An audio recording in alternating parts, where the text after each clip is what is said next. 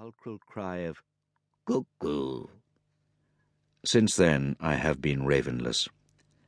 No account of the Gordon riots having been to my knowledge introduced into any work of fiction, and the subject presenting very extraordinary and remarkable features, I was led to project this tale.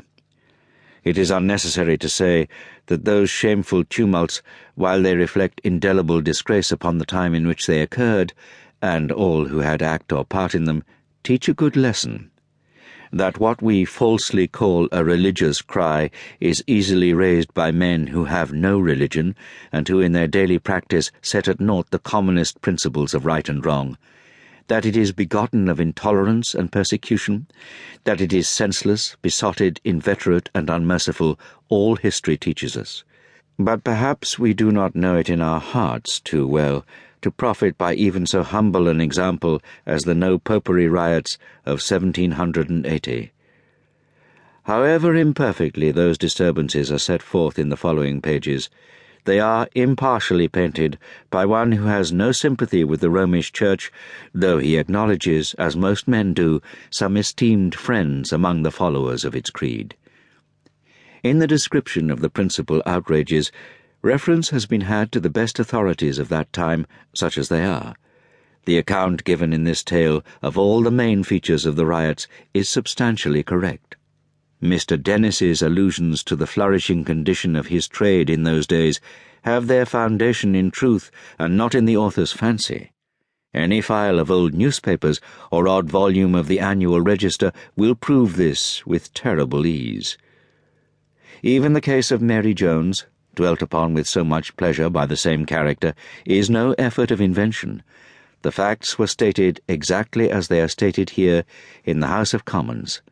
Whether they afforded as much entertainment to the merry gentlemen assembled there as some other most affecting circumstances of a similar nature mentioned by Sir Samuel Romilly is not recorded.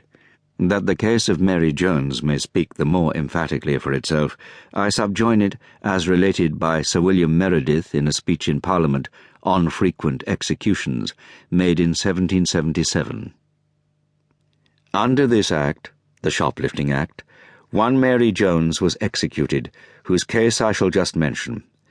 It was at the time when press warrants were issued, on the alarm about Falkland Islands. The woman's husband was pressed, their goods seized for some debts of his, and she, with 2 small children, turned into the streets a-begging. It is a circumstance not to be forgotten that she was very young, under 19, and most remarkably handsome. She went to a linen-draper's shop, took some coarse linen off the counter, and slipped it under her cloak. The shopman saw her, and she laid it down. For this she was hanged. Her defence was, I have the trial in my pocket, that she had lived in credit and wanted for nothing till a press gang came and stole her husband from her. But since then she had no bed to lie on, nothing to give her children to eat, and they were almost naked. And perhaps she might have done something wrong, for she hardly knew what she did. The parish officers testified the truth of this story, but it seems there had been a good deal of shoplifting about Ludgate. An example was thought necessary, and this woman was hanged for the comfort and satisfaction of shopkeepers in Ludgate Street. When brought to receive sentence, she behaved in such a frantic manner as proved her mind to be in a distracted and desponding state, and the child was sucking at her breast when she set out for Tyburn.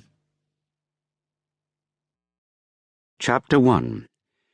In the year 1775 there stood upon the borders of Epping Forest, at a distance of about 12 miles from London, measuring from the Standard in Cornhill, or rather from the spot on or near to which the Standard used to be in days of yore, a house of public entertainment called the Maypole, which fact was demonstrated to all such travellers as could neither read nor write, and at that time a vast number both of travellers and stay-at-homes were in this condition, by the emblem reared on the roadside over against the house, which, if not of those goodly proportions that maypoles were wont to present in olden times, was a fair young ash, 30 feet in height, and straight as any arrow that ever English yeoman drew.